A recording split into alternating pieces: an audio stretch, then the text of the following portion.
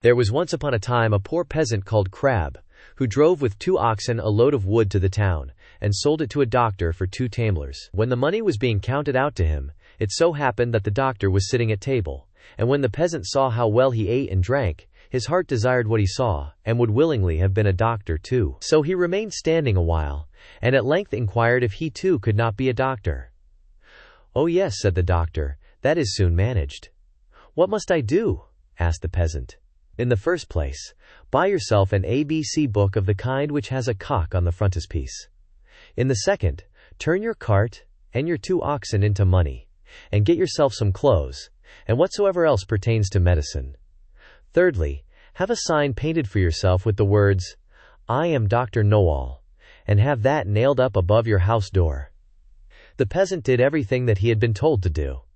When he had doctored people a while, but not long, a rich and great lord had some money stolen.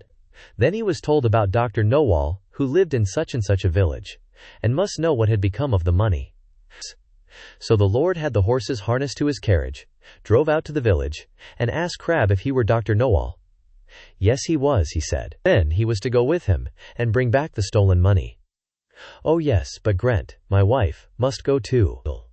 The lord was willing, and let both of them have a seat in the carriage, and they all drove away together. When they came to the nobleman's castle, the table was spread, and Crab was told to sit down and eat. "Yes, but my wife, Grent, too," said he, and he seated himself with her at the table. And when the first servant came with a dish of delicate fare, the peasant nudged his wife and said, "Greet, that was the first," meaning that was the servant who brought the first dish. The servant, however, thought he intended by that to say, "That is the first thief." And as he actually was so, he was terrified, and said to his comrade outside, "The doctor knows all. We shall fare ill. He said I was the first." The second did not want to go in at all, but was forced.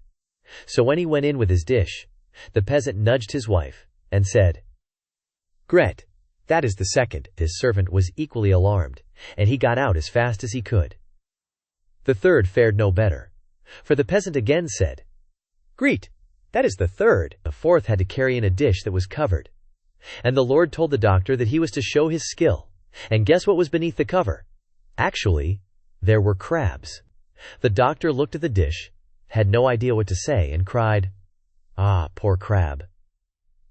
When the lord heard that, he cried, "There, he knows it.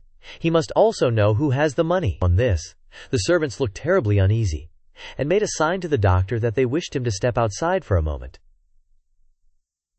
When therefore he went out, all 4 of them confessed to him that they had stolen the money, and said that they would willingly restore it, and give him a heavy sum into the bargain, if he would not denounce them, for if he did, they would be hanged. They led him to the spot where the money was concealed. With this the doctor was satisfied, and returned to the hall, sat down to the table, and said, "My lord, now will I search in my book where the gold is hidden." The 5th servant, however, crept into the stove to hear if the doctor knew still more. But the doctor sat still, and opened his ABC book, turned the pages backwards and forwards, and looked for the cock. As he could not find it immediately, he said, "I know you are there, so you had better come out." And then the fellow in the stove thought that the doctor meant him, and full of terror sprang out, crying, "That man knows everything."